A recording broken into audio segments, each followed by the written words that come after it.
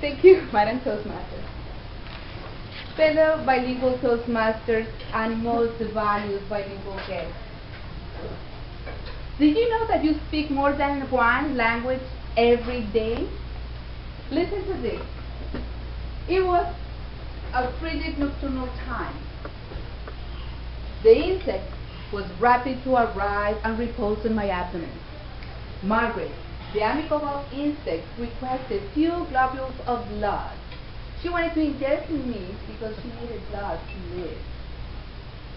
She thought baking was beneficial. She was prohibited from doing it because I was in agony the previous time. She wanted to purchase a modest amount, and I explained no, saying she was malnourished. It was difficult to find her minuscule cadaver and see my pet reptilian devour her. Well, this is English and you speak English, but how about this?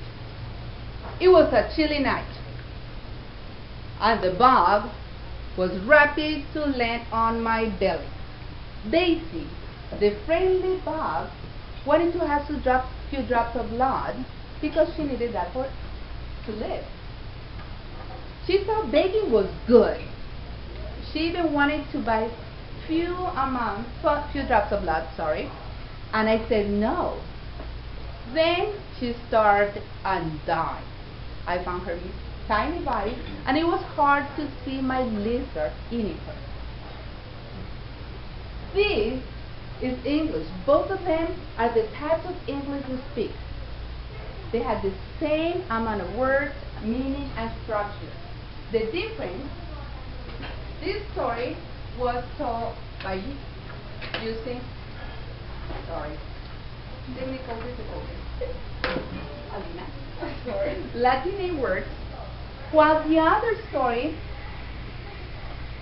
I just used Anglo-Saxon words. And those are the languages you speak.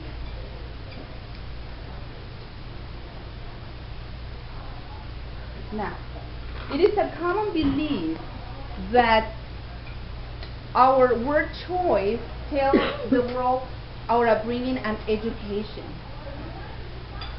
Well, but now knowing about the difference those two will help us a lot.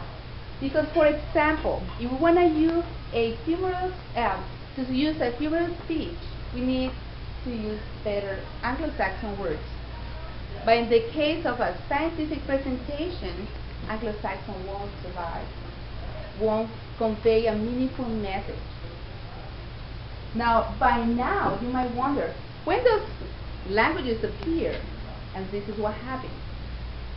By 410, the Romans left Britain, and at that point, German tribes came to the island. I'm so sorry for this. And some of those tribes were the Anglos and the Saxons. With them, they brought also passionate language. By 591, Christian missionaries came back to Britain and brought back Latin. And from Latin, many words were derived. For example, the word aquarium came from aqua, which is Latin for water. But what are the differences between those two types of language? Well, Anglo-Saxons are powerful, straightforward, not very formal. They're usually monosyllabic words. When we use profanity, we're probably using Anglo-Saxon words. While Latinate, more elegant. It has the higher class proper feel. Those polysyllabic words are very useful for euphemisms, and some of those words, for example, are long words like sensitive, language, communication. Those are Latin words. What are the dangers of favoring one or the other? A person can be a monolingual of Anglo-Saxon words or a monolingual of Latin words. But we can be Toastmasters and use the golden love rule, which is Not too little, not too much, just right. Think about this. Our evaluators are looking at our delivery. However, they might mention our word choice.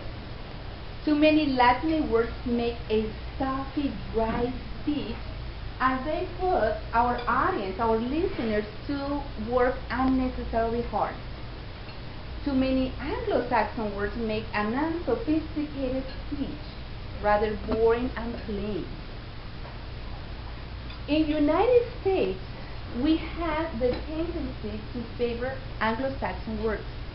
Therefore, our younger generation considers those Latinate, kind of big words, hard to understand. How can a Toastmaster benefit from it? If we are planning on delivering a speech that is to the level of the audience, we had to work extra time, put an extra effort to select the right words for the right audience.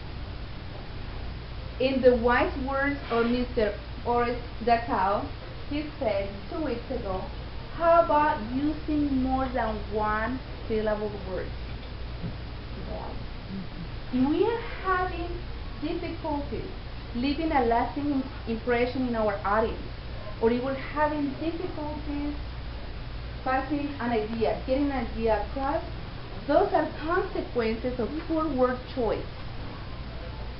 If we want to be creative and ingenious speakers, we use Latinate surrounded discreetly with Anglo-Saxon words. Who knew? We were using 2 languages every day, and now we can use the Toastmasters language. Para Toastmasters.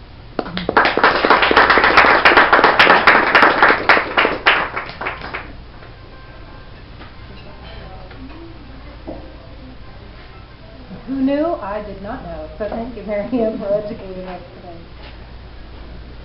Fascinating. I will work on my multi-syllabic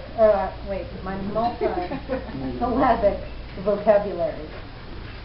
Our third speaker this evening is Brad Robinson, and the title of Brad's speech is Kaizen. The journey of 1,000 miles begins with one step. Brad currently works in commercial real estate, enjoys the outdoors, particularly Rocky Mountains. Over the weekend, he got up close and personal with a 300-pound black bear while in Boulder, Colorado. But he made it back alive because he knew he had to give a Toastmasters speech and didn't want to have to find a replacement from the hospital.